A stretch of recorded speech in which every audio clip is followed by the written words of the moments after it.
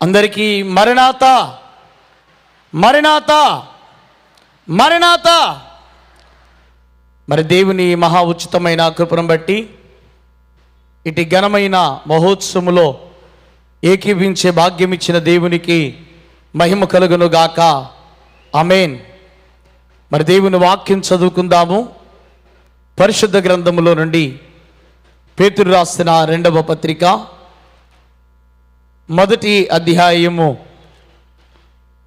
10వ వచనాన్ని చదువుకుందాం. పేతురు రాసిన 2వ పత్రిక 1వ అధ్యాయము 2వ వచనము 10వ వచనం. అందువలన సహోదరులారా మీ పిలుపును ఏర్పాటును నిశ్చయము చేసుకొనుటకు మరి జాగ్రత్త పరుడి. ప్రార్థన చేసుకుందాం. ప్రేమ స్వరూపుడును అత్యంత కృప కలిగిన మా ప్రియుల పరలోకపు తండ్రి, నీ శ్రేష్టమైన ఉన్నతమైన నామమునకు కృతజ్ఞతలు చెల్లిస్తూ ఉన్నాం. దైవాయిటి మహోత్సవంలో మేమందరము నీ చెంతకు వచ్చినప్పుడు మాతో మాట్లాడడానికి పరలోకమును విడిచి భూలోకములోనికి వచ్చిన మహిమదేవానికి స్తోత్రములు. ఎందుకనగా నిలబడేవాడు నీవు కానీ మాట్లాడేవాడు నేను అని సెలవిచ్చి ఉన్నావు. ప్రభా, దీనుడు నాలుపుడు నేను మరుగు చేసుకుని మీరు మాతో మాట్లాడండి. ప్రభా, నాపై నీ ఆత్మను ఉంచండి. నా నోటి మాటను కొట్టివేసి అయా నా నోటిని బోరుగా వాడుకుని మీరు నాతో మాట్లాడి మా ఆత్మీయ జీవితములను బలపరచుమని మా మంచి బోధకుడైన యేసు నామములో మిక్కిలి వినయముతో బ్రతిమిలాడి వేడుకొనుచున్నాను మా పరమ తండ్రి. ఆమేన్. ప్రియమైన దేవుని పిల్లలారా, దేవనామముల కృపా సమాధానములు కలుగును గాక. ఆమేన్. ఈ మహోత్సవములకు దేవుడు ఘనమైనటువంటి భాగ్యం ఇచ్చి ఈరోజు మనల్ని ఇక్కడికి తీసుకుని రావడము ఎంతో గొప్ప ధన్యతగా భావిస్తూ ఉన్నాను. ఎందుకనగా ఈ మహోత్సవం అనేది దేవుని యొక్క ఏర్పాటు. మనము చదువుకున్న వాక్య భాగంలో 2 ప్రాముఖ్యమైన అంశాలు చాలా జాగ్రత్తగా ఈరోజు మనం ధ్యానం చేసుకోవలసిన వారమై ఉన్నాం. మొదటి అంశం ఏమిటి అంటే పిలుపు అనే మాట. 2వ అంశం ఏమిటి అంటే ఏర్పాటు అనే మాట. మరి పేతురు రాస్తూ ఈ 2 చాలా జాగ్రత్తగా చూసుకోవాలి సంగమా, వీటిని నిశ్చయించుకో, వాటిని గురించి జాగ్రత్త ఉండు అని సంఘానికి తెలియజేస్తూ ఉన్నారు. అయితే పిలుపు అంటే ఏమిటి, ఏర్పాటు అంటే ఏమిటి అనేది ఈరోజు మనము జ్ఞాపకం చేసుకుందాం. పిలుపు అనగా దేవుడు మనలను ఆహ్వానించుట. ప్రియమైన వారలారా, ఈరోజు ఈ మహోత్సవమునకు ఇట్టి ఘనమైనటువంటి ఏర్పాటుకి మనమందరము ఎలా వచ్చాము అంటే నేను 3 మాటలు అనుకుంటున్నాను. 1, దేవుడు మనలను పిలిచారు కాబట్టి. 2, దైవ జనులు ఆహ్వానించారు కాబట్టి. 3, మన మహోత్సవముల కన్వీనర్ గారు మనందరినీ ఆహ్వానించారు.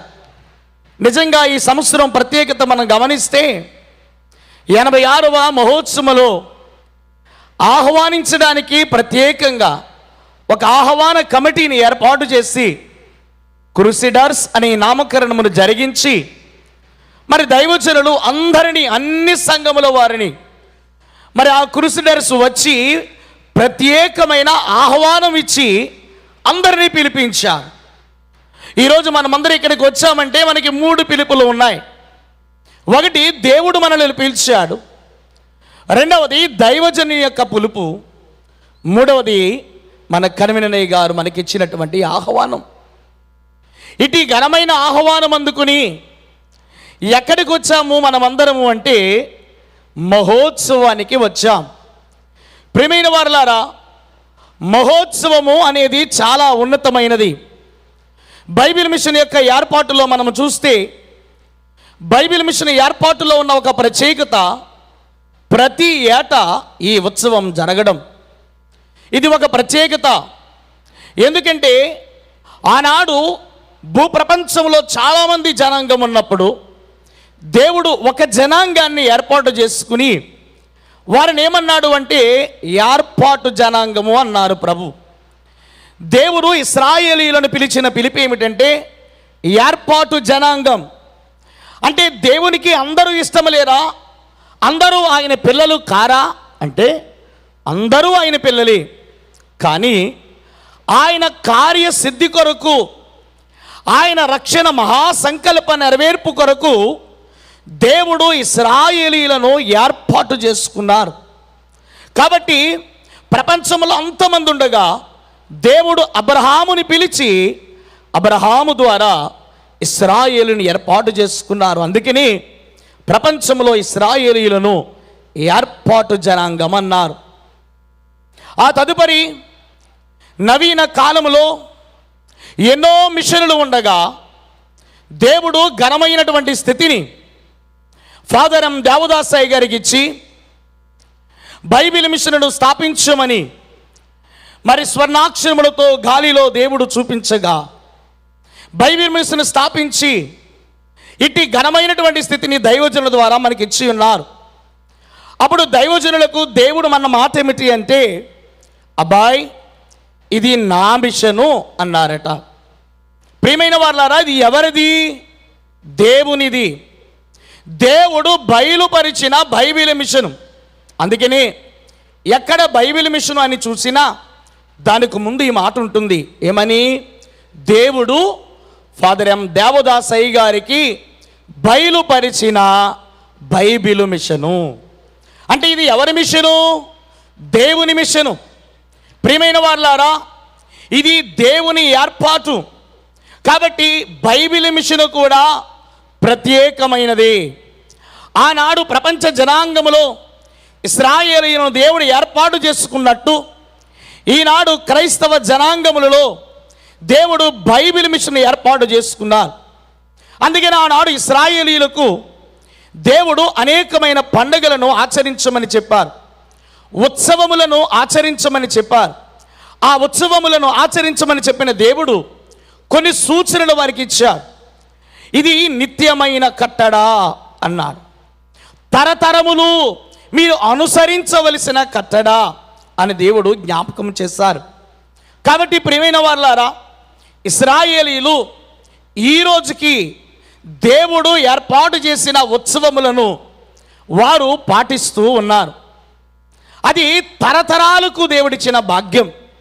అలాగనే మన బైబిల్ మిషన్ వారికి కూడా దేవుడిచ్చిన భాగ్యం ఏమిటంటే తరతరాలకు ఈ మహోత్సవాలు ఒక ఉత్సవముగా జరుగుతూ ఉంటాయి. దేవునికి స్తోత్రం. దేవుడిచ్చిన గొప్ప భాగ్యం ఇది. అయితే ప్రియమైన వాళ్ళారా, ఈ గొప్ప భాగ్యములోనికి, ఈ ఉత్సవములోనికి వచ్చిన వాళ్ళారా, ఈ ఉత్సవములోనికి ఎందుకు వచ్చాము? దేవుడు ఈ ఉత్సవములోనికి మనల్ని ఎందుకు పిలిచారు? ఇది చాలా ప్రాముఖ్యం. నేను ఈ ఉత్సవం గురించి మాట్లాడే ముందు మొదటిగా దేవుడు ఇశ్రాయేలీయులకు ఎందుకు ఉత్సవాలు ఏర్పాటు చేశాడు, ఎందుకు ఉత్సవాలు దేవుడు చేయమని చెప్పారు అంటే ఇక్కడ 3 ప్రాముఖ్యమైన అంశాలు మనం చూస్తూ ఉన్నాం. దేవుడు ఉత్సవాన్ని ఏర్పాటు చేయడానికి 3 సంగతులు ఉన్నవి. మొట్టమొదటి సంగతి ఏమిటి అంటే వారందరూ కూడా ఒక సహవాసమునకు రావాలి. ఉత్సవం దేనికి ఏర్పాటు చేశారు? దేవుని ఉద్దేశం అంటే మొదటిది సహవాసమునకు, రెండవది దేవుని మాట నెరవేర్చుట కొరకు, మూడవది ఒక తరము నుండి మరి ఒక తరమునకు ఒక సందేశమును పంపించడానికి ఈ ఉత్సవమును దేవుడు ఇశ్రాయేలుకి ఏర్పాటు చేశారు. అంటే అర్థం ఏమిటి అంటే దేవుడు మీరు పర్ణశాల పండుగ చేయండి, పస్కా పండుగ చేయండి, ఏ పండుగ చేసినా దాని వెనకాల, పండుగ వెనకాల, ఉత్సవం వెనకాల ఉన్న ముఖ్య ఉద్దేశాన్ని గమనించండి. ఉత్సవము మొట్టమొదటిగా సహవాసము కొరకు. ప్రియమైన వాళ్ళారా, సహవాసము లేకపోతే మన అంతస్తు పెరగదు, మన ఆత్మీయ జీవితం వృద్ధిలోకి రాదు. దేవునికి తెలుసు మనల్ని ఆత్మీయంగా పెంచాలి అంటే మనకి ఏది అవసరమో, అందుకనే ఇందాక దైవజనులు కూడా అన్నారు, పండుగలను ఆచరించమన్నారు. దైవజనులు చెప్పిన మాటను జ్ఞాపకం చేస్తూ, ఎందుకు ఆచరించాలి? దాని వెనకాల దేవుని ప్రణాళిక. ఒకటి సహవాసం. అయ్యా, ఈ ఉత్సవానికి వచ్చిన వాళ్ళారా, ఈ ఉత్సవానికి వచ్చిన మనకు ఎవరితో సహవాసం ఉంటుందో తెలుసా? ఇక్కడ 3 సహవాసాలు మనం చూడాలి. ఉత్సవంకి వచ్చిన ప్రతి ఒక్కరికి కూడా ఈ 3 సహవాసాలు అనుభవించాలి. అందులో మొదటి సహవాసము పరిశుద్ధుల సహవాసం, రెండవది దేవదూతల సహవాసము, మూడవది దేవుని సహవాసం. కాబట్టి ఉత్సవానికి వచ్చిన ప్రతి వారు కూడా ఎన్ని సహవాసాలు అనుభవించాలి అంటే 3 అనుభవించాలి. మొదటిది పరిశుద్ధుల సహవాసం. ప్రియమైన వారులారా, మనము విశ్వాస ప్రమాణంలో జ్ఞాపకం చేసుకుంటూ ఉంటాం, పరిశుద్ధుల సహవాసము, పునరుద్ధానము, నిత్యజీవము గలవని నేను నమ్ముచున్నాను అని చెప్తున్నాం. మరి పరిశుద్ధుల సహవాసము ఎంతమంది కలిగి ఉన్నాము? ప్రియమైన వారులారా, మన పూర్వ దినాలలో బైబిల్ మిషన్లో జరిగిన సంగతులను మనం జ్ఞాపకం చేసుకుంటే, మన పూర్వ దినాలలో ఉన్నటువంటి దైవజనులైన వారు, భక్తులైన వారు ఆ కాలంలో ఉన్నటువంటి పితరులతో సహవాసం చేసేవారు, పరిశుద్ధులతో సహవాసం చేసేవారు. దర్శనములలో, స్వప్నములలో మన తండ్రి గారైతే ఆత్మరూపుగా వచ్చి మాట్లాడేటువంటి గొప్ప అనుభవం కలిగిన మిషనే బైబిల్ మిషన్. ప్రేమైన వారులారా, దేవుడి సహవాసానికి ఎందుకు రమ్మన్నారు అంటే, మనందరితో పాటు ఈ సభలో ఎవరున్నారో తెలుసండి? పరిశుద్ధులు ఉన్నారు. దేవునికి స్తోత్ర. పరిశుద్ధులు మనతో ఉన్నారు. ఏమండి, దైవజనులు దేవదాసయ్య గారు, ఆ కాలంలో ఉన్నటువంటి భక్తులు, పితరుల కాలంలో ఉన్నటువంటి భక్తులు, భక్తులైన వారు అందరూ కూడా ఈ సభలో ఉన్నారు. వారు మనతో ఏకీభవిస్తూ ఉన్నారు. ఒక దైవజనుడు అన్న మాట ఏమిటో తెలుసండి? ఈ సభ జరుగుతున్నప్పుడట పరలోకము భూలోకానికి వచ్చేస్తుందంటండి. పరలోకము భూలోకానికి వస్తుంది. ఎందుకంటే నా ప్రజలు నా కొరకు నా మాట విని సన్నిధికి వచ్చారు, ఉత్సవానికి వచ్చారని దేవుడే దిగి వచ్చేస్తారట. మరి క్రిస్మస్ కాలంలో అయ్యగారి సందేశంలో చెప్తూ అన్నారు, దేవుడు దిగివస్తే పరలోకమే దిగి వచ్చేస్తుందట. దేవుడు దిగివస్తే పరలోకమే దిగి వచ్చేస్తుంది. ప్రియమైన వారులారా, ఈ మహోత్సవానికి దేవుడు దిగివచ్చారు అంటే ఇప్పుడు ఎవరు వచ్చేసారు ఇక్కడికి? పరిశుద్ధులందరూ ఇక్కడే ఉన్నారు, దేవదూతలందరూ ఇక్కడే ఉన్నారు, దేవుని కూడా మన మధ్య ఉన్నారు. కాబట్టి మనము పరిశుద్ధులతో సహవాసం చేయాలి, దేవదూతలతో సహవాసం చేయాలి, దేవునితో సహవాసం చేయాలి. అయ్యారా, ఈ సహవాసం ఒట్టిదేనా అనుకోకండి. నిజంగా మీరు సహవాసం చేస్తే, భక్తులతో సహవాసం చేస్తే ఒక భాగ్యం ఉందట. అదేమన్నారు అంటే, భక్తులతో సహవాసం చేసే వారికి భక్తి అబ్బిద్దట. ఏమబ్బిద్దటండి? భక్తి. అంటే మన పరిశుద్ధులతో సహవాసం చేస్తే ఆ పరిశుద్ధులు మనకి ఏం నేర్పిస్తారు? భక్తిని నేర్పిస్తారు. ఈ భూలోకములో విశ్వాసికి ప్రాముఖ్యమైనది భక్తి. అందుకనే మనం పరిశుద్ధులతో సహవాసములో ఉండాలి. రెండవది, దేవదూతలతో సహవాసం చేస్తేనట దేవదూతలు పరిచర్య నేర్పిస్తారట. దేవదూతలు పరిచర్య చేసేవారు. వారు దేవునికి ఎలా పనిచేస్తారో ఆ పనితీరంతా మనకి నేర్పిస్తారట. ఎవరితో సహవాసం చేస్తే? దేవదూతలతో సహవాసం చేస్తే. మూడవది, దేవునితో సహవాసం చేయుట. దేవునితో సహవాసం చేస్తే ఏం జరుగుతుంది అంటే, దేవునితో సహవాసం చేసేవారికి దైవత్వం అబ్బును అన్నారు. ఏమబ్బుతుందటండి? దైవత్వం. మోషే సినాయి కొండ మీదకి వెళ్ళి దేవునితో మాట్లాడినప్పుడు మోషే ముఖము ప్రకాశించినప్పుడు అక్కడ ప్రజలు చూడలేకపోయారు. ఎలా ప్రకాశించిందంటే, దేవునిలో ఉన్న మహిమ ఎవరిలోకి వచ్చిందంటండి? మోషేలోకి వచ్చింది. ప్రియమైన వారులారా, ఒకవేళ మనం దేవునితో సహవాసములో ఉంటే ఈ దేవుని సహవాసము మనలో దైవత్వాన్ని నింపుతుంది. కాబట్టి ఇట్టి సహవాసములో ఉన్న అనుభవాలు మనం అందుకోవాలని దేవుడు ఈ మహోత్సవాన్ని మనకు తీసుకుని వచ్చారు. దేవునికి స్తోత్రం. రెండవది, దేవుని మాట విని మనం ఇక్కడికి వచ్చామట. ఆయన మాట ఏమిటి అంటే, రండి అని పిలిచాడు. ఆయన మాట ఏమిటి అంటే, ఇదిగో నా యొద్దకు రండి అని పిలిచారు. ప్రయాసపడి భారం మోసుకొనుచున్న సమస్త జనులారా నా యొద్దకు రండి.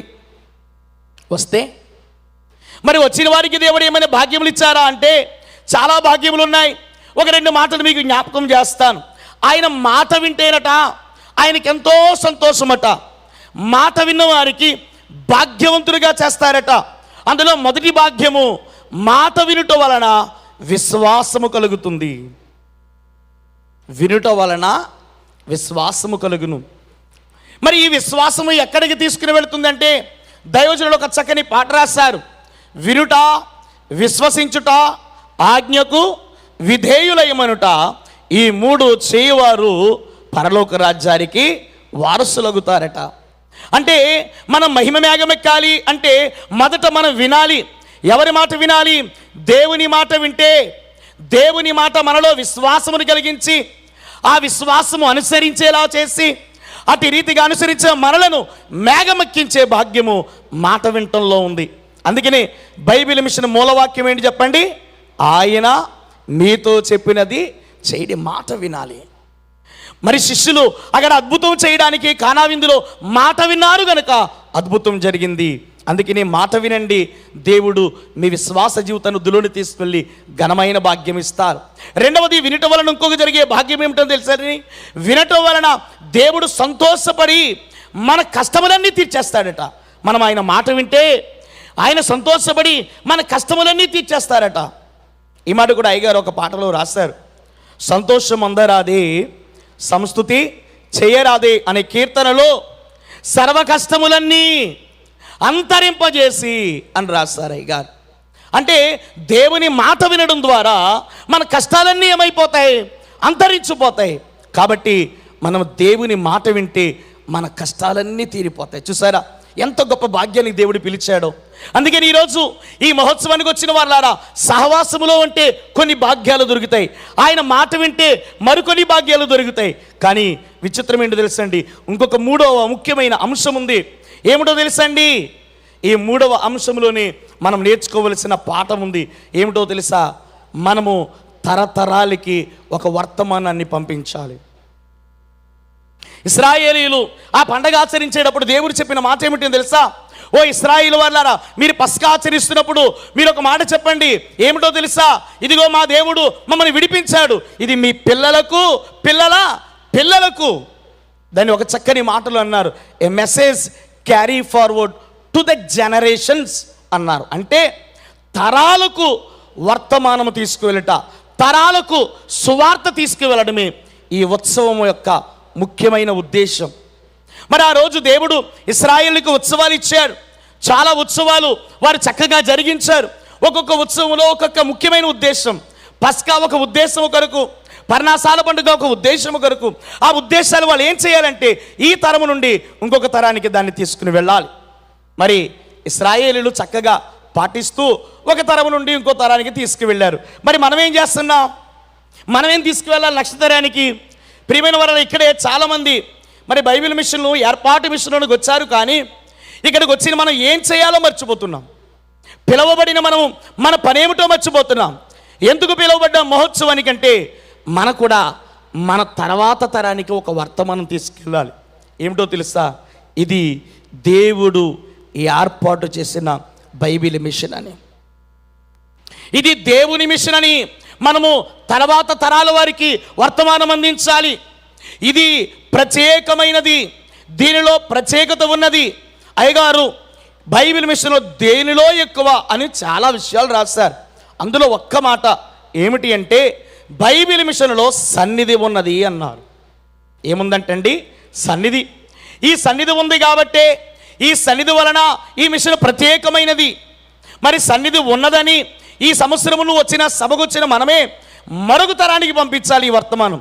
ఇదిగో ఇది ఏర్పాటు మిషను, ఇది దేవుడు బయలుపరిచిన మిషను, ఇది దేవుని మిషను, ఇదిగో ఇది ప్రత్యేకమైనది, ఇది రాకడ మిషను.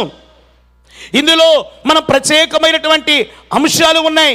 సన్నిధి ఉన్నది, సన్నిధి క్రమణం ఉన్నది, అంతరంగ సంస్కారం ఉన్నది. ఇవన్నీ మనము మన తర్వాత తరాల వారికి తీసుకుని వెళ్ళాలి.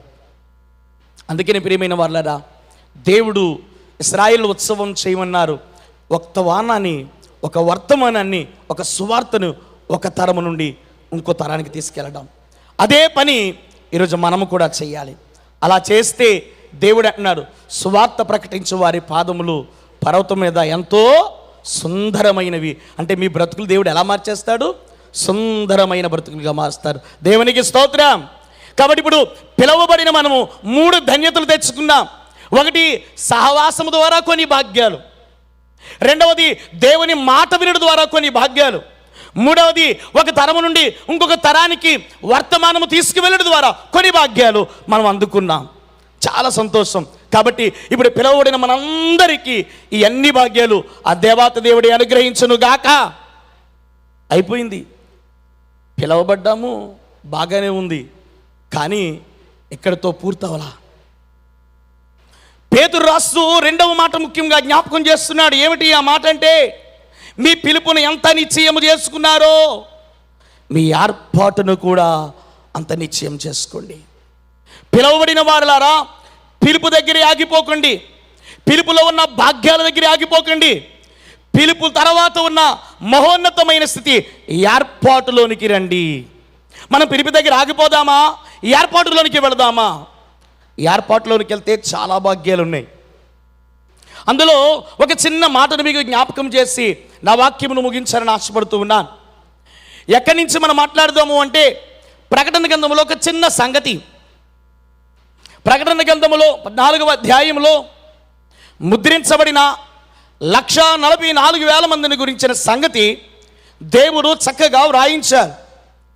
ఆ మాటలో ఉన్నటువంటి సంగతి ఏమిటంటే, దేవుడు వారిని ప్రత్యేకించి ముద్రించుకొని వారిని కొని వారిని ప్రథమ ఫలముగా చేసుకున్నారట. 7 ఏండ్ల మహాశ్రమలో ఏమండి వీరు ముద్రించబడ్డారు. 1,44,000 మంది. వారికి దేవుడిచ్చిన ప్రత్యేకత ఏమిటో తెలుసండి? వారిని కొన్నాడట, వారిని ముద్రించాడట, వారిని ప్రథమ ఫలముగా చేసుకుని అయ్యగారు అన్న మాట, అయ్యగారు పుస్తకం ప్రకటన వివరంలో చదివిన మాట, వారు 7 ఏండ్ల మహాశ్రమలో కూడా సువార్త ప్రకటన చేశారట. ఎంత భాగ్యవంతమైన స్థితి. అన్నీ బాగున్నప్పుడే సువార్త చేయలేకపోతున్నాం. కానీ ఆ 1,44,000 మందికి దేవుడిచ్చిన భాగ్యం ఏంటో తెలుసండి? 7 ఏండ్ల మహాశ్రమలో సువార్త ప్రకటించారట. ఏమండి, అన్ని ఉన్న పరిస్థితుల్లోనే సువార్త వింటం లేదే. ఆ 7 ఏండ్ల మహాశ్రమలో దుర్మార్గులు భయంకరమైన పరిస్థితుల్లో ఉన్నవారు అక్కడ ఉంటారే, వారు ఎలా వింటారు? కానీ అట్టి మహత్తర భాగ్యము దేవుడు వారికి ఇచ్చారట. ఎందుకు ఇచ్చారంటే, దేవుడు వారిని ఏర్పాటు చేసుకున్నారు కాబట్టి. అయ్యా, వారినే ఎందుకు దేవుడు ఏర్పాటు చేసుకున్నారు? చాలామంది ఉన్నారు కదా అంటే, వారిలో కొన్ని ప్రత్యేకమైన లక్షణాలు ఉన్నాయంటండి. అందుకనే దేవుడు వారిని ఏర్పాటు చేసుకున్నారు. ఏమిటండి ఆ లక్షణాలు అంటే, అక్కడే రాయబడి ఉందన్నమాట. ఏమని ఉంది అంటే, ఒకటి, వారు పవిత్రులు. రెండవది, వారు గొర్రెపిల్ల ఎక్కడికి వెళితే అక్కడికి వెళ్ళేవారట. మూడవది, వారు ఒక క్రొత్త పాట పాడారట. 3 భాగ్యాలు ఉన్నాయి ఏర్పాటులో ఉన్న వారికి. మొదటి భాగ్యం ఏమిటో తెలుసండి? వారు పవిత్రులు, పరిశుద్ధులు. రెండవది ఏమిటో తెలుసండి? వారు గొర్రెపిల్ల ఎక్కడికి వెళితే అక్కడికి వెళ్ళిపోయిన వారు. మూడవది ఏమిటో తెలుసండి? వారు కొత్త కీర్తన పాడినవారు. ఈ 3 భాగ్యాలు చాలా విలువైనవి. అందులో మొదటిది పవిత్రులు. ఎంత గొప్ప పవిత్రులు అంటే, దైవజనులు దేవదాసయ్య గారిని మనం కూడా అంటూ ఉంటాం, స్త్రీని కానీ స్త్రీని కానీ ముట్టలేదు ఆయన. పవిత్రమైన జీవితాన్ని పవిత్రంగా కాపాడుకున్నారు. అందుకనే ఏర్పాటు మిషను, ఆ ఏర్పాటు దైవజనునికి దేవుడు అందించాడు. ఏర్పాటులో ఉన్నవారికే భాగ్యాలు. మరి మనం ఏర్పాటులో ఉన్నామా అంటే, ఫస్ట్ నీలో ఉండవలసింది పవిత్రత. అందుకని అదము ఒక్క పాపమైన అంటనీయకుండా అంటూ అనుచు ఉండండి. నీ పవిత్రతే నిన్ను ఏర్పాటులోకి తీసుకొస్తుంది. నీ పవిత్రతే నిన్ను ఏర్పాటులో నిలబెడుతుంది. అందుకని పరిశుద్ధత చాలా ముఖ్యము. అందుకని పరిశుద్ధత లేనిది ఎవరు కూడా దేవుణ్ణి చూడలేరని వాక్యం చెప్తుంది. రెండవది మనం గమనిస్తే, ప్రియమైన వారులారా, గొర్రెపిల్ల ఎక్కడికి వెళితే వీళ్ళు అక్కడికి వెళ్ళిపోయేవారట. గొర్రెపిల్లని వెంబడించేటువంటి స్వభావం వీరిలో ఉంది. గొర్రెపిల్ల ఆశ ఏంటో తెలుసండి? సువార్త ప్రకటించటం. ఈ గొర్రెపిల్ల సువార్త కోసం, నశించిపోతున్న ఆత్మ కోసం, ఏమండి, ఎడారిలోనికి లోయలోనికి ఎక్కడికి వెళ్ళమంటే అక్కడికి వెళ్ళిపోయేదట. మరి మనం వెళ్తున్నామా? గొర్రెపిల్లను సరిగ్గా వెంబడిస్తున్నామా? ఎవరిని పంపుదును నా తరపున ఇలా ఎవరు పోవుదురు అంటే మనం అనాలంట నేనున్నాను నన్ను పంపు అని. అలా గొర్రె పిల్లని వెంబడించగలిగితే దేవుడు అంటున్నారు ఒక ఘనమైన భాగ్యం నీకు ఇస్తాను. అలాగే గొర్రెపిల్ల ఎక్కడికి వెళ్తే అక్కడికి వెళ్ళిపోవాలి. బైబిల్ మిషన్కు ఉన్న ప్రత్యేకత ఏమిటో తెలుసండి, గాలి ఎంతవరకు వ్యాపిస్తుందో అంతవరకు బైబిల్ మిషన్ కూడా వ్యాపిస్తుంది అన్నారు. దేవునికి స్తోత్రం. మరి అంతవరకు ఎవరు వెళ్తారు? నువ్వు వెళ్ళాలిగా. గాలిలో ఎగిరి ప్రయాణం చేయగలవా? అదే దేవుడిచ్చిన భాగ్యం. అది కావాలి అంటే నువ్వు పవిత్రముగా ఉండాలి. రెండవది గొర్రె పిల్లను వెంబడించాలి. మూడవది ఏమిటో తెలుసండి, ఒక కొత్త కీర్తన పాడారట. ఆ పాట ఎవ్వరు నేర్చుకోలేరని ఉంది బైబిల్లో. ఎవ్వరూ నేర్చుకోలేని కొత్త కీర్తన ఎలా పాడారు అంటే, ఒక కీర్తన పాడాలి అంటే ఒక అనుభవం ఉండాలి. అనుభవం లేకుండా ఏ పాట రాయలేం. ఒకవేళ రాసిన దానికి అర్థం ఉండదు. ఏమంటే ఒక కొత్త కీర్తన రావాలి మనలో నుంచి అంటే మనకు కొత్త అనుభవం ఉండాలి. ఒక చిన్న పాట అయ్యగారు అన్నది నేను జ్ఞాపకం చేస్తాను. ఆనందకరమైనది మన బ్రతుకెంతో, ఆశ్చర్యకరమైనది మన బ్రతుకెంతో, అద్భుతకరమైనది మన బ్రతుకెంతో ఉపయోగకరమైనది. అయ్యగారు రాసిన పాట. ఆనందకరమైనది మన బ్రతుకెంతో, ఆశ్చర్యకరమైనది మన బ్రతుకెంతో, అద్భుతకరమైనది మన బ్రతుకెంతో, ఉపయోగకరమైనది. దేవునికి స్తోత్ర. నిజంగా గుండెల మీద చేసుకుని నా బ్రతుకు ఎలాగుందని ఎవరైనా చెప్పగలరా? ఆనందకరమైనది, ఆశ్చర్యకరమైనది, అద్భుతకరమైనది, ఉపయోగకరమైనది నా బ్రతుకని ఎవరైనా చెప్పగలమా? కారణం ఏంటో తెలుసండి, అనుభవాలు లేవు. దైవజనునికి ఉన్న అనుభవాన్ని బట్టి అయ్యగారు అంటున్నారు ఈ బ్రతుకెంతో ఆనందకరమైనది, ఆశ్చర్యకరమైనది, అద్భుతకరమైనది, ఉపయోగకరమైనది. ఎన్నిసార్లు పనికిమాలిన జీవితం అనుకున్న వాళ్ళు ఉన్నారో ఈ రోజుల్లో. కానీ ప్రియమైన వాళ్ళారా, అటు అనుభవమే నిన్ను క్రొత్త పాట పాడిస్తుంది. మరి ఇందులో బైబిల్ మిషన్ ప్రత్యేకత ఏంటో తెలుసండి. బైబిల్ మిషన్లో నూతనమైన అనుభవాలు ఉన్నాయి. ఎక్కడా లేనివి, ఎవరు చెప్పలేనివి కూడా ఉన్నాయి. దైవజనులు చెబుతూ ఆత్మ సంచార వరము అన్నారు, తిరస్కరణ విద్య అన్నారు. ఇవి ఎక్కడా లేవు. ఇలాంటివి కూడా ఇక్కడ నేర్చుకోవచ్చు. సన్నిధిలో కూర్చుంటే రాని విద్య లేదు అన్నారు. మరి అలాంటి గొప్ప భాగ్యాలు మనకు కావాలి అంటే మనం ఏర్పాటులోనికి రావాలి. కాబట్టి పవిత్రంగా ఉందాం. గొర్రెపిల్ల ఎక్కడికి వెళితే అక్కడికి వెంబడిస్తాం. ఇదిగో ఒక కొత్త అనుభవంతో ఈ పందిరిలో నుంచి బయటికి వెళ్దాం. అప్పుడు మన జీవితం అద్భుతమైపోద్ది. అప్పుడు ఈ మహోత్సవాలు మీ జీవితాన్ని నూతనపరుస్తాయి. మహిమ మేఘమెక్కటం రెప్పపాటులో అయిపోతుంది. కాబట్టి పిలుపులో వచ్చి భాగ్యములు అనుభవిస్తున్న వారులారా, పిలుపు దగ్గర ఆగిపోవద్దు. ఈ మహోత్సవాల నుండి వెళ్ళేటప్పుడు ఒక క్రొత్త అనుభవంతో వెళ్ళండి, ఒక క్రొత్త ఆనందంతో వెళ్ళండి. దేవుడు ఆ అనుభవాలు, ఆనందాలు మనందరికీ అనుగ్రహించినప్పుడు మేఘం ఎక్కడం ఎంతసేపు? మనం మరణాథ అని చెప్పేవారం, అంటే ప్రభువా రా అని చెప్పేవాళ్ళము. రమ్ము అని పిలిచేవాళ్ళం. రమ్ము అని పిలిచేవానికి భయం ఎందుకు?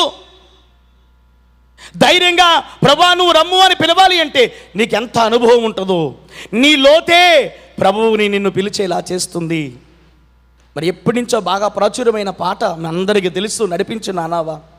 లోతైన జలములలో లోతున వినబడు స్వరమా, లోబడుటను నేర్పించి లోపంబులు సవరించి, లోనున్న ఈవులలో లోతైన నా బ్రతుకు లోపించని అర్పణగా లోకేశ జేయుమయా నడిపించు నానావా. దేవునికి మహిమ కలుగును గాక. ఈ లోతైన అనుభవాలు బైబిల్ విషయంలో ఉన్నాయి. రండి, సన్నిధి చేయండి, క్రమముగా ఉండండి. ఈ బైబిల్ మిషన్ ఉన్న ఆ ప్రత్యేకమైన భాగ్యాలు అనుభవించండి. అనుభవంలోనికి వచ్చిన వారు రెప్పపాటులు ఎగిపోతారు. అలా రెప్పపాటులో రివ్వుని ఎగిరిపోయే ధన్యత ప్రభు మనందరికీ అనుగ్రహించును గాక. ప్రార్థన చేసుకుందాం. పరిశుద్ధుడైన మా తండ్రి, కృపగలిగిన మా దేవా, నీకు వందనాలు. నిజమే ప్రభువా, ఇంత గొప్ప మహోత్సవానికి మమ్మల్ని అందరినీ పిలిచావు. ఎందుకంటే మమ్మల్ని భాగ్యవంతులు చేయాలని ఉద్దేశం. ఈ పిలుపులో ఉన్న భాగ్యాలు మేము అనుభవించే ధన్యత ఈరోజు మా అందరికీ ప్రసాదించండి. కానీ అక్కడికి ఆగిపోవద్దు. అయ్యలారా, మీరు ఏర్పాటులో ఉన్నారు, ఏర్పాటు మిషన్లో ఉన్నారు, రండి ఈ ఏర్పాటు అనుభవంలోనికి రండి అని ఈ ఏర్పాటు యొక్క విశిష్టత తెలియజేసిన తండ్రి, నీకు స్తోత్రములు. ఈ పిలుపు ద్వారా మేము వచ్చి పిలుపు భాగ్యములు అనుభవించచ్చు, ఈ ఏర్పాటు అంతస్తులోనికి చేరి రెప్పపాటులో పెండ్లి కుమార్తెలుగా సిద్ధపడి మహిమ మేఘమెక్కే ధన్యత మా అందరికీ ప్రసాదించమని వరుడును ప్రాణప్రియుడైన యేసు నామములో మిక్కిలి వినయముతో బ్రతిమలాడి వేడుకొనిచున్నాను పరమ తండ్రి, ఆమేన్, ఆమేన్. మరి ఇట్టి శ్రేష్టమైనటువంటి సమయాన్ని నాకు ఇచ్చినటువంటి పరమ తండ్రికి, ఫాదర్ ఎం దేవదాసయ్య గారికి, దేవునికి మరణాతలు, అలాగే మరి మమ్మల్ని ప్రేమించి ఇట్టి శ్రేష్టమైన అవకాశం కల్పించినటువంటి మరి మహోత్సవాల కన్వీనర్ అయ్య గారు, బైబిల్ మిషన్ ప్రెసిడెంట్ అయ్య గారు, reverend doctor J Samuel Kiran అయ్య గారికి మరి మా ప్రత్యేకమైన వందన మరణాతలు. ఎందుకంటే దీనులమైన మమ్మలను ఏర్పాటు చేసుకుని మరి జోళ్ళుగా డివైడ్ చేసి మరి ప్రత్యేకంగా మరి తరఫీదులు ఇస్తూ మరి ఇట్టి భాగ్యవంతులుగా మమ్మల్ని చేసినందుకు అయ్యగారికి ఎంతో కృతజ్ఞతలు తెలియజేస్తూ ఉన్నాము. మరి అలాగనే మరి వైస్ ప్రెసిడెంట్ అయ్య గారికి, సెక్రటరీ అయ్య గారికి, జాయింట్ సెక్రటరీ అయ్య గారికి నా ప్రత్యేకమైన మరణాత, అలాగనే గౌరీబాడి సుబ్బలయ్య గారికి మరణాత, అలాగనే మరి అమ్మగారులందరికీ మరణాత, ప్రెసిడెంట్ అమ్మగారికి మరణాత, వైస్ ప్రెసిడెంట్ అమ్మగారికి, సెక్రటరీ అమ్మగారికి ప్రత్యేకమైన మరణాత. మరి ఓపికతో విన్న మీ అందరికీ మరణాత.